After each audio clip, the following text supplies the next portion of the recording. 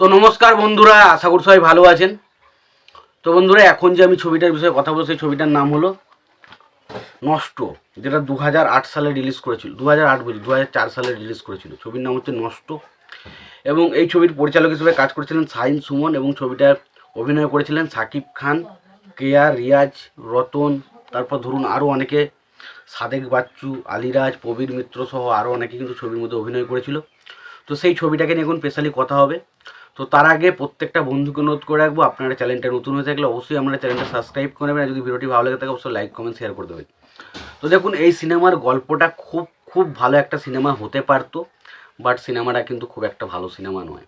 আমি প্রথমেই বলছি সিনেমাটা কিন্তু দারুণ কিছু হতে পারতো, বাট সিনেমাটা কিন্তু খুব একটা ভালো নয়। সিনেমার মধ্যে সবার প্রথম যেটা ত্রুটি রয়েছে সেটা হচ্ছে screen play, right? Screen play লেভেলের বিশাল বড় ত্রুটি রয়েছে। কারণ ছবিটা যখন আপনি দেখবেন, যেটা ধরুন পুরোপুরি একটা অ্যাকশন জনরার ছবি, এবং একটা গরিব, একটা ধরুন একটা কি বলবো, একটা বেকার ছেলে, মানে গরিব বেকার, খেতে না পায় একটা ছেলে, সেই ছেলেটা কিভাবে মাফিয়া হয়ে উঠছে সেই সিনেমার গল্পই বলে হচ্ছে নষ্ট সিনেমাটা। বাট সিনেমাটাকে দারুণভাবে প্রেজেন্ট করা যেতে পারতো। এখানে রিয়াজ এবং শাকিব খানের ক্যারেক্টারটাকে দারুণভাবে প্রেজেন্ট করা যেতে পারতো, কিন্তু সেইগুলো কিন্তু হয়নি। স্ক্রিন প্রেজেন্টের মধ্যে অনেক কিন্তু দুর্বলতা রয়েছে, যার ফলে ছবিটা অনেক সময় আপনাদেরকে কিন্তু বোরিং লাগতে শুরু করে। তো সত্যি কথা বলছি, এই সিনেমাটা দারুণ কিছু সিনেমা হতে পারতো। আমি বারবার এখনও বলছি, আগেও বলছি যে নষ্ট সিনেমাটা সত্যি ভালো কিছু সিনেমা হতে পারতো, বাট সিনেমাটা কিন্তু ভালো সিনেমা হয়নি।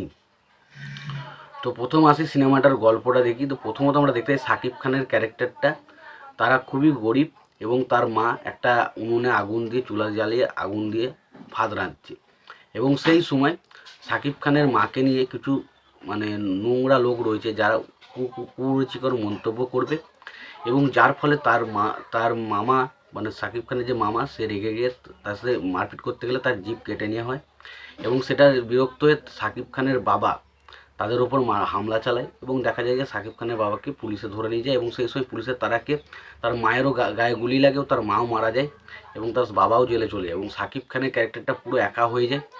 এবং তখন বিপ্লব নামে একটা ক্যারেক্টার, যে ক্যারেক্টারটা প্লে করছে রিয়াজ, এবং সে তাকে নিয়ে যায় একটা মাদক ব্যবসায়ীদের কাছে, এবং সেখানে গিয়ে সে একজন বিরাট বড় গ্যাংস্টারে পরিণত হয় নিজেকে।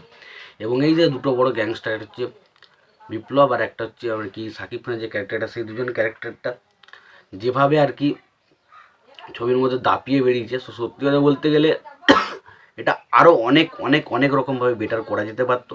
সেই জায়গাগুলো ভালো লাগেনি। ছবির গান কিন্তু ভালো ছিল, তবে আমার কাছে কিন্তু মনোপুত হয়নি। ছবির মিউজিক ডিরেক্টর কিন্তু ইমন শাহ কিন্তু ভালো মিউজিক করেন, গানের মিউজিকও ভালো, তবে ছবির গানগুলো আমার কাছে কিন্তু পোষায়নি। ছবির গল্প লেভেলে অনেক খামতি রয়েছে, চিত্রনাট্যটা খুবই দুর্বল, এবং সংলাপ, ছবির সংলাপে কিন্তু কিছু কিছু জায়গায় একদমই জমেনি। তো ওভারঅল আমি সিনেমাটা বলবো, যদি শাকিব খানের ফ্যান হয়ে থাকেন তাহলে অবশ্যই দেখতে পারেন, আর যদি শাকিব খানের ফ্যান না হন তাহলে সিনেমাটা আপনার কেমন লাগবে আমি বলতে পারছি না। তো এটুকুই ছিল আমার মোটামুটি আপডেট তো এই বিষয় নিয়ে।